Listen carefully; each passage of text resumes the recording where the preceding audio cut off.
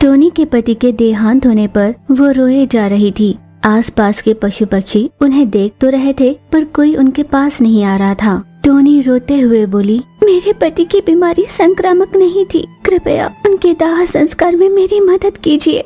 रोकर Tony ने विनती की पर कोई भी उसकी मदद के लिए नहीं आया।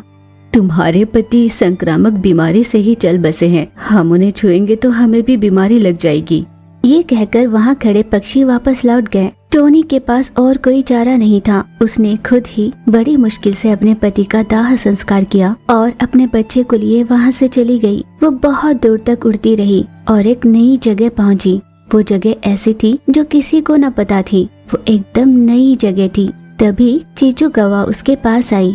दोस्त, कौन हो तुम? मैं बहुत देर से तुम्हें देख रही हूँ। अपने बच्चे को लिए यहाँ पर उदास बैठी हो। अपनेपन से पूछने पर टोनी ने उससे रोते हुए कहा, दोस्त, मैं अकेली हूँ, बहुत दूर से आई हूँ। अपना गुजारा करने के लिए मैं कोई काम तलाश रही हूँ, मेरी मदद कर दो दोस्त।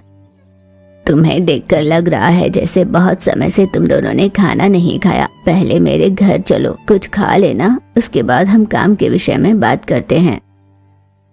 कोई बात नहीं, पहले मुझे कोई काम दे दीजिए। तुम्हें इतना संकोच करने की कोई जरूरत नहीं। चलो पहले खा लो। देखो उस नन्हे से बच्चे को, हम बड़े हैं, भूख बर्दाश्त कर भी लेंगे, पर बच्चे नहीं कर सकते ना। चलो पहले कुछ खा लेते हैं। टोनी उसके आग्रह को टाल नहीं सकी। फिर वे तीनों मिलकर चीचू कौवा के घर गए। तीनों ने पेट भर खाना खाया। टोनी ने अपने बच्चे को सुला दिया। फिर वे दोनों बात करने लगे।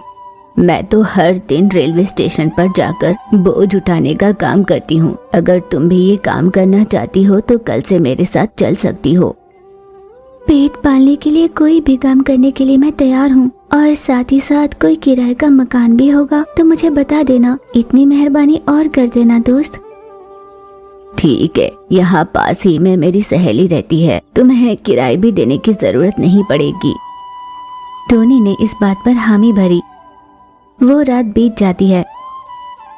अगली सुबह चीचू कौवा टोनी को लिए लूसी के घर पहुंची। उसने टोनी की सारी बात उसे बताई।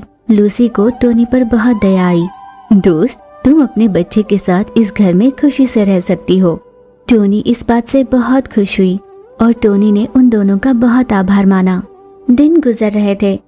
टोनी हर दिन अपने बच्चे को साथ लिए रेलवे स्टेशन जाती। स्टेशन पर आने वाले पक्षियों का सामान उठाकर खूब मेहनत कर वो अपना घर चला रही थी।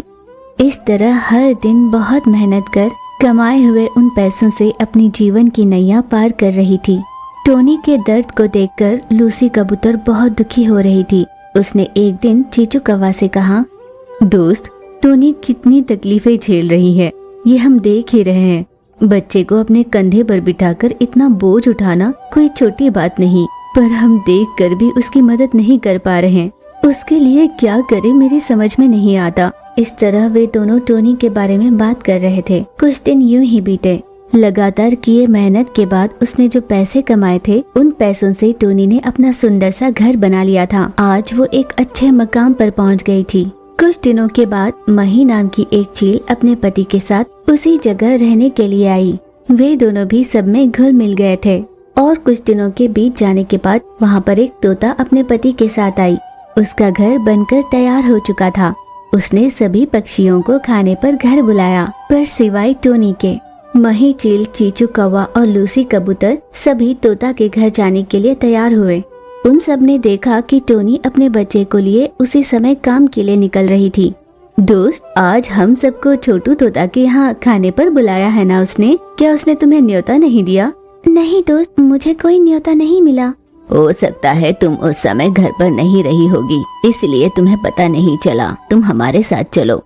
कोई बात नहीं दोस्त, ऐसा भी तो हो सकता है वो चाहती नहीं कि मैं आऊँ। कोई बात नहीं, मैं काम पर चलती हूँ।